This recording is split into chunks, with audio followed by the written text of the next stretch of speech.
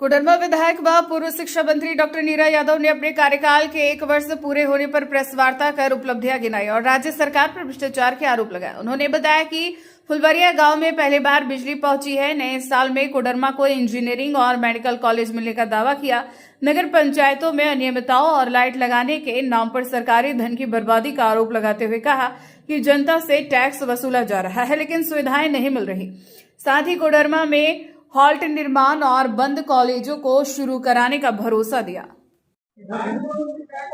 पहले तो हम अपने कोडरमा के देवतुल्य अभिभावकगण, देवतुल्य जनता, माताएं, बहनें, सबको बहुत आभार व्यक्त करना चाहेंगे कि उन्होंने हमें जिला परिषद के समय से लेकर के तीसरी बार यहाँ के लोगों को सेवा करने का जो हमें एक सुनहरा मौका दिया है, उसके लिए हम बहुत आभारी हैं।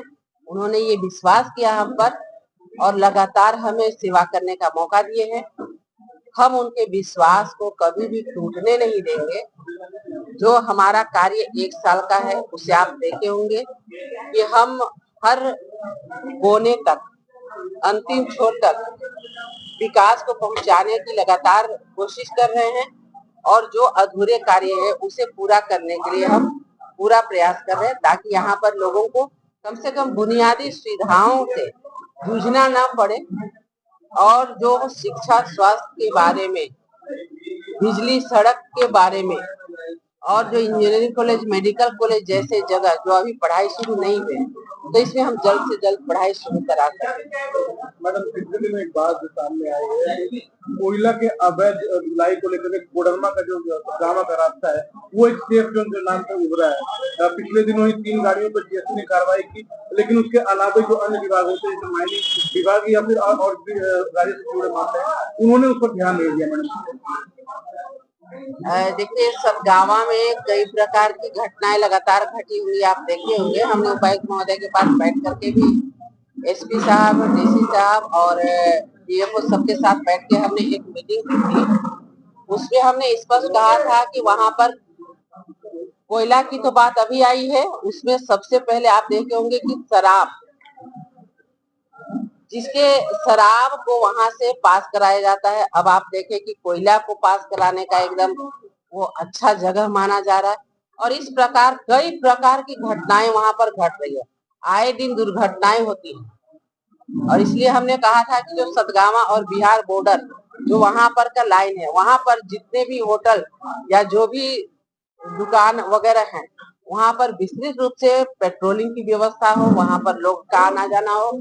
आज युवा बर्बाद हो रहे हैं, आज बच्चे बर्बाद हो रहे हैं। स्कूल बैग में शराब की बोतलों को लेकर के वो पास कराने का काम करते हैं।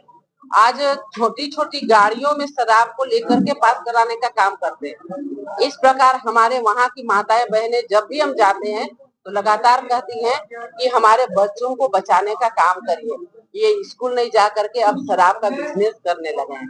तो सरकार को इस पे तुरंत संज्ञान लेना चाहिए और हम एसपी साहब से भी कहना चाहेंगे कि विशेष व्यवस्था गाँव में जरूर हो और इस पर बच्चों का भविष्य न खराब हो, इसके लिए बहुत ध्यान। मैडम, एक लास्ट क्वेश्चन है कि कहीं ना कहीं कोडरमा जिले सहित अन्य जगह जो यहाँ कोडरमा का बात है, वो रोजगार का सबसे बड़ी समस्या है, जिसके कारण लोग पलायन हो रहे हैं। तो रोजगार को लेकर क्या आपकी मतलब पहल होगी आगे, क्योंकि सबसे बड़ी समस्या यहाँ के लिए रोजगार पलायन हो रहा है, जिसके कारण वहाँ मौतें भी हो जा रही है बाहर में।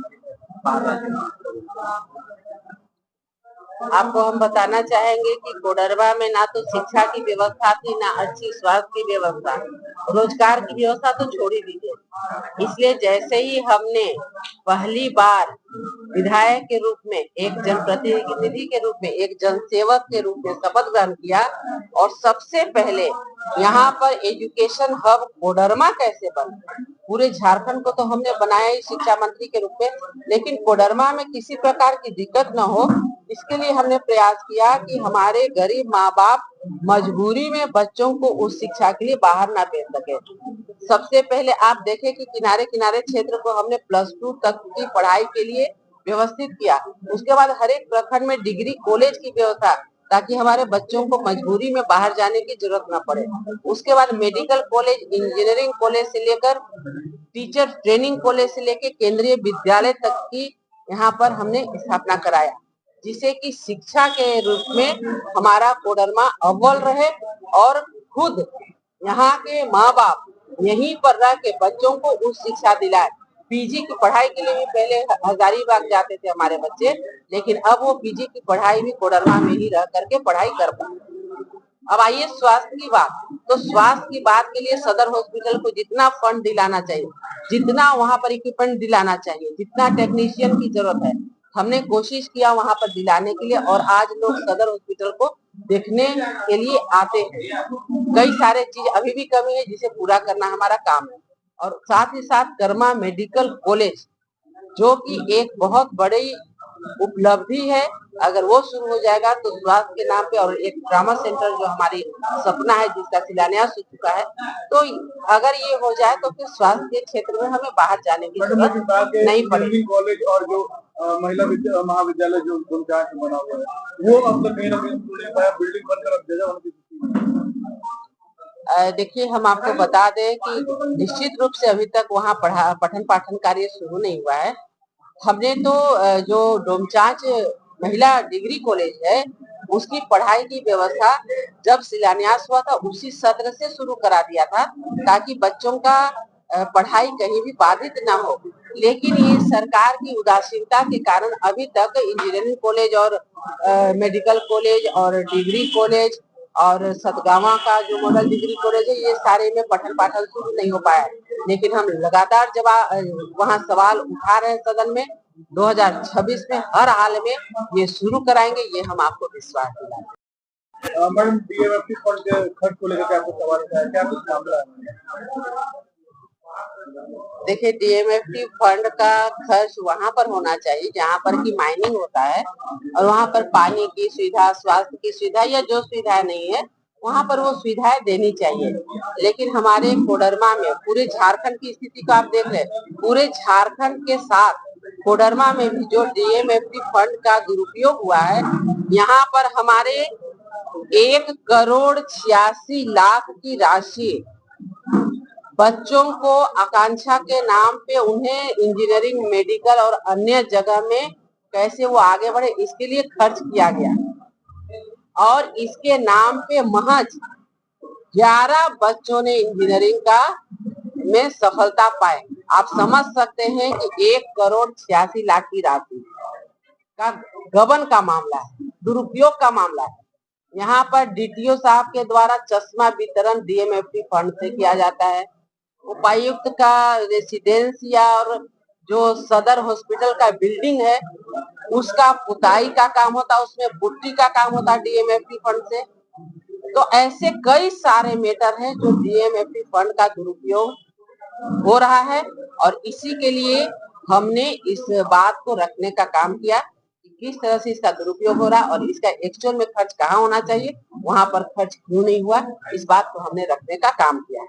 मैडम, सड़क निर्माण की बात की है तो हाल में मैडम 2 सड़कें बनी है, एक कोडरमा में, एक धुंधुलिया में जो कालीकरण बनी है।